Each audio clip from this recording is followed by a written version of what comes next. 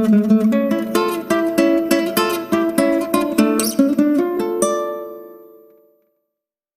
semuanya, selamat datang di Novel Time, selamat menikmati ceritanya, dan jangan lupa like, komen, dan subscribe. Kemarin malam dia membalas besok tidak ada waktu, karena dia pikir dia akan pergi ke pemakaman Kak Tina. Dia tidak menyangka akan dilarang seperti ini. Jika Laras tidak pergi ke pemakaman, maka, apakah dia mau pergi ke laut dengan pria itu? Selain Jody, dia tidak pernah pergi ke laut dengan pria manapun. Dalam hati, dia merasa gugup. Laras berjalan menuju sofa dan duduk bersandar di sana, jarinya menekan layar handphone. Pria itu hanya mengirim SMS kemarin, dan sekali menelepon 2 hari yang lalu. Handphonenya kini sangat sepi. Laras melihat isi SMS itu berulang kali, juga balasan SMS darinya kemarin. Besok tidak ada waktu.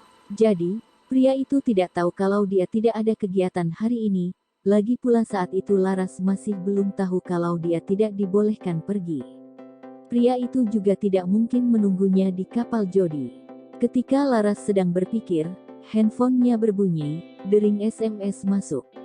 Begitu Laras melihat nomor pengirimnya, dia langsung duduk tegak. SMS dari pria itu. Laras membuka SMS tersebut yang ternyata berisi foto. Itu foto kapal, dan Laras tahu kapal itu. Kapal itu adalah kapal milik Jody. Dulu dia dan Jody sering naik kapal itu, jadi dia tahu betul itu pasti kapal Jody. Pria itu benar-benar ada di kapal Jody, padahal dia sudah bilang kalau hari ini dia tidak ada waktu, tapi pria itu tetap menunggu. Laras melempar handphonenya ke samping, dia tidak takut sama pria itu, dia tidak mau pergi ke sana. Laras tidak bisa duduk dengan tenang, jadi dia berjalan ke balkon. Tapi sampai di balkon, dia menoleh ke arah handphonenya. Laras menggigit jarinya, pikirannya kacau. Laras merenung, jika dia tidak pergi, pria itu bisa jadi akan pulang. Namun, Laras berusaha tidak memikirkannya dan mengabaikan pria itu. Pagi itu, Laras tinggal di rumah tanpa melakukan apapun, dia baru keluar dan pergi ke restoran saat waktu makan siang. Semangat Laras jadi berkurang karena pria itu tidak mengirimkannya SMS lagi, juga tidak menelepon. Setengah jam kemudian, Laras berjalan di pantai menuju ke kapal Jody yang sedang berlabuh. Laras memandangi kapal itu dari kejauhan. Laras menginjak pasir pantai yang lembut, di depannya lautan dengan ombak kecil sesekali menyapu pasir. Air laut hampir menyentuh kakinya, dan dia pun mundur selangkah.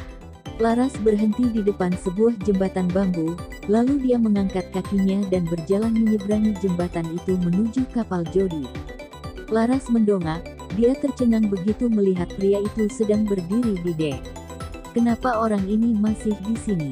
Mata hitam Askara menatap Laras, dia berbalik meninggalkan pagar pembatas.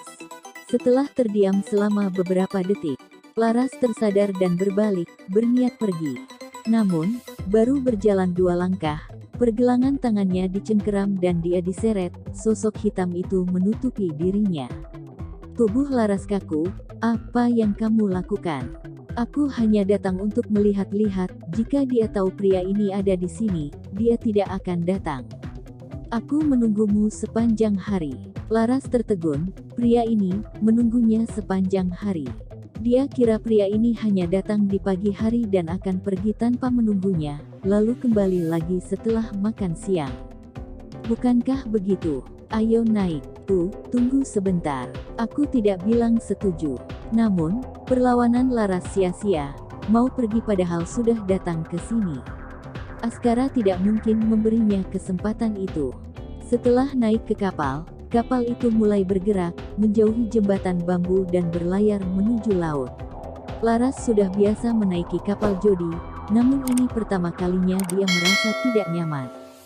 Tidak pernah dia bayangkan sebelumnya, dia benar-benar naik kapal ini bersama seorang pria asing. Jika kakak-kakaknya tahu, pria ini pasti akan mendapat nasib buruk. Laras juga dikejutkan oleh keberaniannya ini. Tapi dipikir-pikir, Laras sudah dewasa, dia bisa mengatasi masalahnya sendiri. Selain itu, Dia ada di kapal Jody, kakak-kakaknya tidak akan merasa ada yang aneh. Laras menatap pria di dekatnya itu. Laras ingin melangkah mundur namun dia tidak bisa. Di belakangnya ada bar. Di belakang bar itu ada lemari berisi bir, tempat diletakkannya bir dengan berbagai varian rasa. Punggung Laras didorong hingga menekan bar. Sosok hitam di depannya menutupinya. Jantung Laras berhenti berdetak. "Tadi siang kamu makan apa?" Suara Askara yang serak dan berat terdengar. Mata hitamnya menatap Laras lekat-lekat. Seolah dia mendekati Laras hanya untuk menanyakan pertanyaan biasa. Laras senyum dengan terpaksa. "Ya, makanan biasa." "Kamu makan apa?" Askara tidak makan. Dia tidak melakukan apapun selain berdiri di dek kapal menunggu kedatangan Laras. Tapi Askara tidak menjawab. Dia hanya menatap Laras dalam diam. Tatapan yang mengandung banyak keinginan. Laras menghindari tatapan Askara. Tangannya yang digenggam oleh Askara gemetar ketakutan. Dia segera menarik tangannya. Aku mau melihat pemandangan." Setelah itu dia langsung berlari menuju dek. Laras merasa wajahnya sangat panas. Dia berlari ke dek. Angin laut bertiup ke wajahnya, membuat dia merasa lebih baik. Tangannya menggenggam pagar pembatas. Di hadapannya hamparan laut luas, tapi tidak ada pemandangan yang bisa dinikmati. Lautnya begitu luas, jadi setelah beberapa saat kapal ini bergerak, Pulau Benua Barat sudah tidak kelihatan. Laras sedang menatap Pulau Benua Barat. Tanpa perlu menengok ke belakang dia bisa merasakan ada seseorang yang mendekat. Dada hangat pria itu menyentuh punggungnya, seolah itu hal yang biasa. Tangan pria itu memegang pagar pembatas, tepat di sebelah tangannya. Laras diapit oleh pagar pembatas dan tubuh pria itu, ditambah posisi lengan pria itu yang mengelilinginya, membuat Laras berada dalam posisi yang menyulitkannya untuk kabur. Posisi ini juga membuat napasnya sesak dan semua darahnya seolah mengalir ke wajahnya. Indah sekali. Napas hangat berhembus di telinga Laras, membuat tubuhnya gemetar tak terkendali. Suara serak pria itu juga membuat pikirannya kosong. Laras tidak tahu apa yang sebenarnya maksud perkataan pria itu.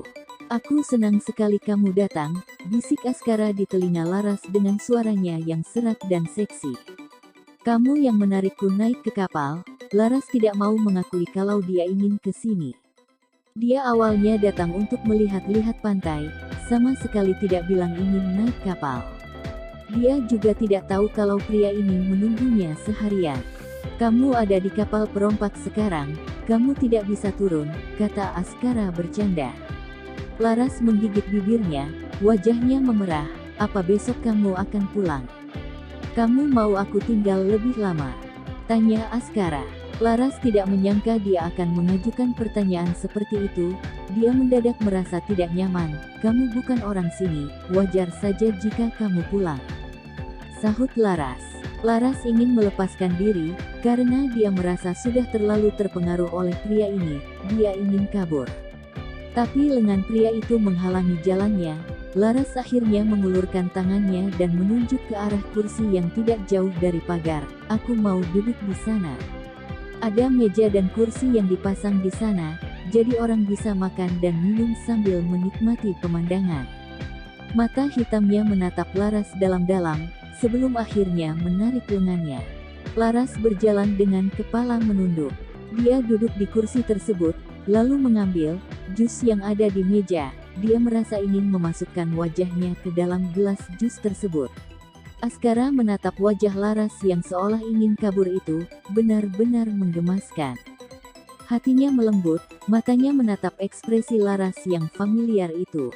Ketiga anak laki-laki keluarga Dominik datang ke pemakaman Tina Yahya, namun mereka langsung pergi setelah meletakkan bunga. Bagi keluarga Yahya, itu saja cukup untuk menyelamatkan reputasi keluarga mereka. Dimas mengira keluarga Dominik tidak akan datang, terutama setelah memutuskan hubungan pernikahan. Erika yang juga berada di rumah duka hanya berani mengintip punggung ketiga anggota keluarga Dominik yang berjalan pergi. Terima kasih semuanya, jangan lupa untuk like, komen dan subscribe ya.